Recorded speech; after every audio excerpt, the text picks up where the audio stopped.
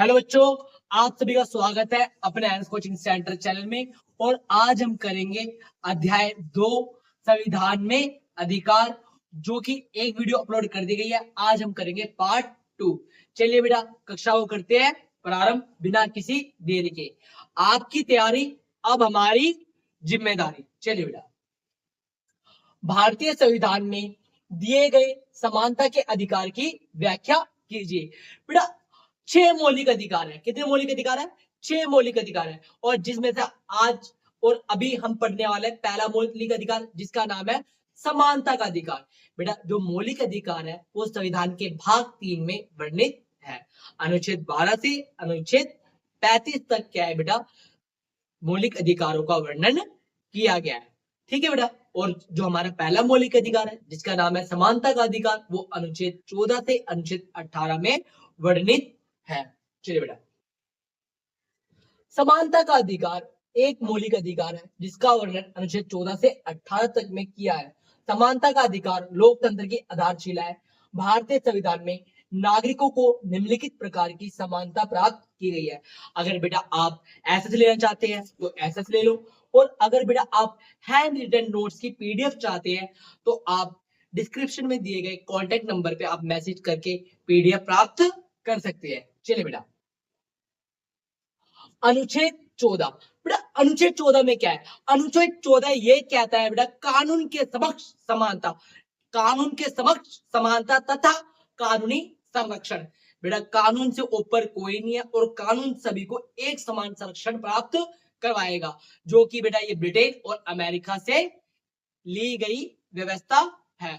तो ठीक है बेटा, अनुच्छेद 14 में क्या है बेटा? कानून के समक्ष समानता, कानून से ऊपर कोई नहीं और कानून के समक्ष किसी व्यक्ति के साथ किसी प्रकार का भेदभाव नहीं किया जाएगा। ये अनुच्छेद सभी व्यक्तियों को, नागरिकों को समान अधिकार और कानूनी संरक्षण प्रदान करता है। कोई भी व्यक्ति जाति, धर्म या लिंग धर्म के आधार पर भेदभाव की शिकार नहीं हो सकता। बेटा, आपका कोई भी धर्म हो, कोई भी लिंग हो, कोई भी जाति हो, आपके साथ किसी प्रकार का भेदभाव नहीं होगा। अनुच्छेद 15 भेदभाव की मनाही। बेटा, अनुच्छेद 15 के अंदर क्या है? भेदभाव की मनाही की गई है। रंग, जाति, नस्ल, इनके आधार पर व्यक्तियों के बीच में, नागरिकों के बीच में किसी प्रकार का भेदभाव नहीं किया जाएगा। अनुच्छेद 16 अवसर की समानता। बेटा, सभी को हर चीज के लिए समान अवसर प्राप्त होंगे, किंतु अनुच्छेद 16(4) में यह व्यवस्था भी की गई है कि जो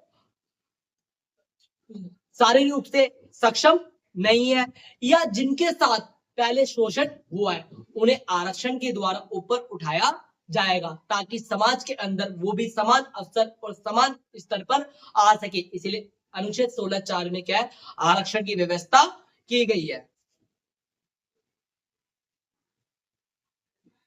अनुच्छेद 17। बेटा, अनुच्छेद 17 में छुआछूत की समाप्ति।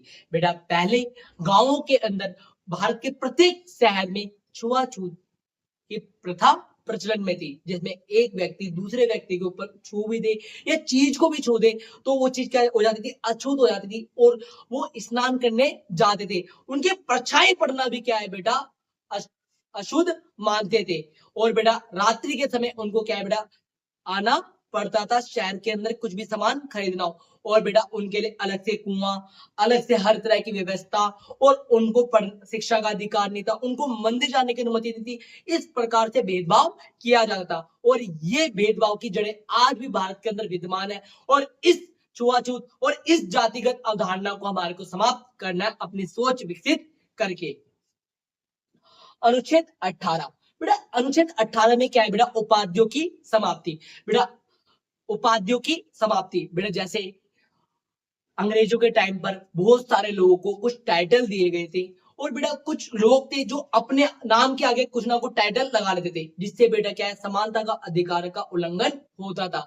इसीलिए बेटा उपाधियों की समाप्ति कर दी, और राष्ट्रपति के द्वारा या किसी ने किसी क्षेत्र में ख्याति प्राप्त कर रखी हो या योग्यता, शैक्षणिक योग्यता प्राप्त कर रखी हो, तभी उसको क्या उपाधि दी जाएगी, और अन्यथा उसकी उपाधि छीन ली जाएगी, ताकि बेटा समानता सब के बराबर आ सके। इसीलिए बेटा क्या है? उपाधियों की समाप्ति की गई।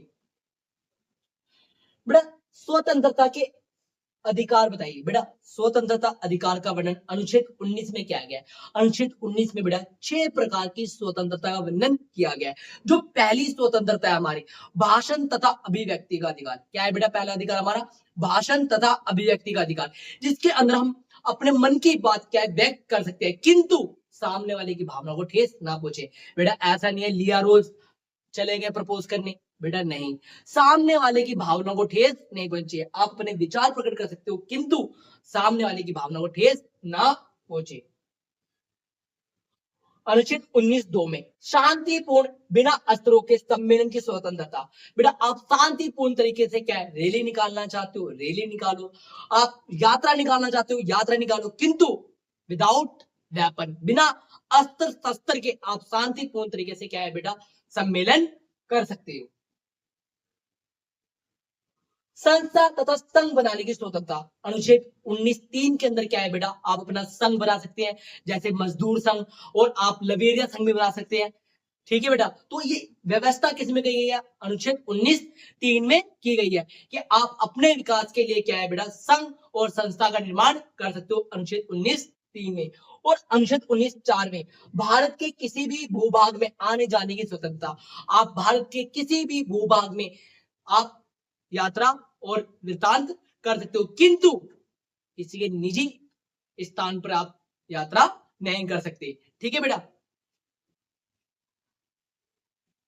अनुच्छेद 19(5) भारत में कहीं भी निवास करने की स्वतंत्रता। बेटा आप भारत के किसी भी शहर किसी भी राज्य में क्या है भूमि खरीद सकते हो और उधर जाके निवास कर सकते हो। ठीक है बेटा, ये अनुच्छेद 19(5) के अंदर व्यवस्था की गई है। और अनुच्छेद 19(6) में आप कोई भी अपना व्यापार चुन सकते हो। आप डॉक्टर बनना चाहो आप डॉक्टर बनो, आप अध्यापक बनना चाहो अध्यापक बनो। सरकार राज्य किसी प्रकार का हस्तक्षेप नहीं करेगा आपके निजी मामले में। ये व्यवस्था अनुच्छेद 19(6) में की गई। आप जो सा व्यवसाय जो सा पैसा अपनाना चाहते हो आप अपना पैसा अपना सकते हो। नागरिक अपनी स्वतंत्रता के अनुसार के कोई भी व्यवसाय अपना सकते हैं। बेटा धार्मिक स्वतंत्रता का अधिकार, उससे पहले बेटा एक और मौलिक अधिकार आता है शोषण के विरुद्ध अधिकार। बेटा किसी प्रकार से आर्थिक राजनीतिक शारीरिक रूप से किसी प्रकार से किसी व्यक्ति का शोषण ना हो, इसीलिए बेटा शोषण का विरुद्ध अधिकार बनाया गया, जो कि बेटा अनुच्छेद 23 और 24 में वर्णित है। बेटा अनुच्छेद 23 का कहता है मानव व्यापार और बंधुआ मजदूरी की मनाही। मानव को खरीदा और बेचा नहीं जाएगा। जैसे बेटा स्त्रियों को खरीदा और बेचा जाता है गैर कानूनी तरीके से, इस पे प्रतिबंध लगाया जाएगा। ना ही बेटा मानव को खरीदा और बेचा जाएगा और ना ही उन्हें दास बनाकर बंधुआ मजदूरी करवाई जाएगी। यह व्यवस्था अनुच्छेद 23 के अंदर की गई है। और अनुच्छेद 24 के अंदर बेटा 14 साल से कम उम्र के बच्चों को काम पे लगाना दंडनीय अपराध है। तो बेटा बाल मजदूरी की मनाही कौन से अनुच्छेद में? अनुच्छेद 24 में। ये दो अनुच्छेद बेटा हमारे कौन से अनुच्छेद है बेटा? शोषण के विरुद्ध अधिकार। चलिए बेटा अब पढ़ते हैं धार्मिक अधिकार। बेटा धार्मिक अधिकार अनुच्छेद 25 से अनुच्छेद 28 में क्या बताया गया बेटा? धार्मिक अधिकार के बारे में बताया गया है। संविधान के अनुच्छेद 25 से 28 तक में नागरिकों को धार्मिक स्वतंत्रता का अधिकार दिया गया है। अनुच्छेद 25 धर्म की स्वतंत्रता। आप बेटा अनुच्छेद 25 के अनुसार किसी भी धर्म को मान सकते हो जिसमें आपकी आस्था हो, राज्य किसी प्रकार का हस्तक्षेप नहीं करेगा। अनुच्छेद 26 धार्मिक कार्यों का प्रबंधन। आप अपने धार्मिक कार्य के लिए प्रबंधन करना चाहते हो, आप संसाधन जुटाना चाहते हो, आप जुटा सकते हो। राज्य किसी प्रकार से दखल अंदाजी नहीं करेगा। यहाँ राज्य से तात्पर्य सरकार। ठीक है बेटा। अनुच्छेद 27 धार्मिक करों से स्वतंत्रता। बेटा राज्य धर्म के नाम पे आपसे टैक्स मांगे तो आप मना कर सकते हो, धर्म के नाम पर आप टैक्स नहीं दोगे। ठीक है बेटा। अनुच्छेद 27 में क्या है? धार्मिक कर की मनाही। क्या है बेटा? धार्मिक कर की मनाही। अगर बेटा आप एसएस लेना चाहते हैं तो एसएस ले सकते हो, और अगर आप इसकी पीडीएफ फॉर्म चाहते हो डिस्क्रिप्शन में कॉन्टेक्ट नंबर दिया गया उससे मैसेज करें और आपको नोट्स प्रोवाइड करवा देंगे। और ऐसी वीडियो आपको समय समय पे मिलती रहे, चैनल को शेयर करें और वीडियो को लाइक करें और चैनल को सब्सक्राइब करना ना भूलें। अनुच्छेद 28 धार्मिक शिक्षा से स्वतंत्रता। बेटा सरकारी संस्थानों में किसी प्रकार की धार्मिक शिक्षा नहीं दी जाएगी। यह व्यवस्था अनुच्छेद 28 में की गई है। इसी के साथ बेटा आपका धार्मिक अधिकार होता है पूरा। और अगले अधिकार के ऊपर चलते हैं, अधिकार नंबर 5, जिसका नाम है शिक्षा एवं संस्कृति से संबंधित अधिकार। अनुच्छेद 29 और 30 में नागरिकों को विशेषतः अल्पसंख्यकों को सांस्कृतिक तथा शैक्षणिक अधिकार प्रदान है। अनुच्छेद 29 सांस्कृतिक और शैक्षणिक अधिकारों का संरक्षण। कोई भी नागरिक या अल्पसंख्यक समुदाय अपनी भाषा, लिपि और संस्कृति बनाए रखने का अधिकार रखता है। बेटा आप अपनी लिपि, अपनी भाषा, अपने विचार किसी भी राज्य में बनाकर रख सकते हो। ठीक है बेटा, जैसे सरसों का साग और लस्सी। बेटा आप भारत के किसी भी कोने में जाकर अपना खान पान वैभव बरकरार रख सकते हो, किसी प्रकार से आपके ऊपर हस्तक्षेप नहीं किया जाएगा राज्य के द्वारा। अनुच्छेद 30 अल्पसंख्यकों के शैक्षणिक अधिकार। धार्मिक या भाषाई अल्पसंख्यकों को अपनी शैक्षणिक संस्थाएं स्थापित करने और उनका प्रबंधन करने का अधिकार है। बेटा अनुच्छेद 30 के अंदर ये व्यवस्था की गई है कि जो अल्पसंख्यक है वो अपनी कल्चर के लिए शैक्षणिक संस्थाएं बना सकते हैं। और बेटा और छठा जो अधिकार था जिसका नाम था संवैधानिक उपचारों का अधिकार, जो कि लास्ट वीडियो में करवा दिया गया है। और बेटा इस चैप्टर का मोस्ट इंपोर्टेंट क्वेश्चन जो सीधा परीक्षा में आपके सितंबर में आ सकता है, जिसका नाम है मौलिक अधिकार और नीति निदेशक तत्वों में अंतर। मौलिक अधिकार का वर्णन भाग 3 में किया गया है और नीति निदेशक तत्वों का वर्णन भाग 4 में किया गया है। ये बेटा आज की कक्षा का अंतिम प्रश्न है, ध्यान से समझे। मौलिक अधिकार, पहले बेटा परिभाषा लिखनी है आपको, जिस प्रकार से बेटा इसमें लिखा गया है ठीक इसी प्रकार से आप पेपर में भी लिख के आइएगा। बेटा मौलिक अधिकार वह अधिकार है जो नागरिकों को संविधान द्वारा दिए गए हैं और जिन्हें न्यायालय में लागू किया जा सकता है। नीति निदेशक तत्व में मार्गदर्शन सिद्धांत है जो सरकार को राज्य संचालन में सामाजिक व आर्थिक न्याय की दिशा में कार्य करने के लिए प्रेरित करता है। ये बेटा राज्य के द्वारा दिए जाते हैं और ये बेटा संविधान में उल्लेखित है, जिसे क्या है कोई भी छीन नहीं सकता। संविधान में स्थान, जैसा कि मैंने आपको बताया कि भाग 3 में वर्णित है और ये भाग 4 में वर्णित है, अनुच्छेद 12 से 35 और यहाँ पे 36 से 51। प्रवर्तन योग्यता, न्यायालय द्वारा लागू कराया जा सकते हैं। मौलिक अधिकार बेटा न्यायालय द्वारा लागू कराया जा सकते हैं, पर नीति निर्देशक तत्वों का हटन होने पे न्यायालय जाकर इसको लागू नहीं करवाया जा सकता। प्राकृतिक अधिकार, ये नागरिकों के मूल अधिकार है, ये नागरिकों के बेटा मूल अधिकार है जिसको छीना नहीं जा सकता। ये राज्य के कर्तव्यों को दर्शाते हैं। बेटा राज्य चाहे तो आपको दे सकता है, राज्य चाहे तो जब मर्जी छीन सकता है। उद्देश्य नागरिकों की स्वतंत्रता और समानता की रक्षा, जो मौलिक अधिकार है नागरिकों की अधिकारों की रक्षा करती है। सामाजिक आर्थिक विकास, सहायता, ग्राम पंचायतों का विकास आदि कल्याणकारी राज्य की स्थापना करना। ठीक है बेटा,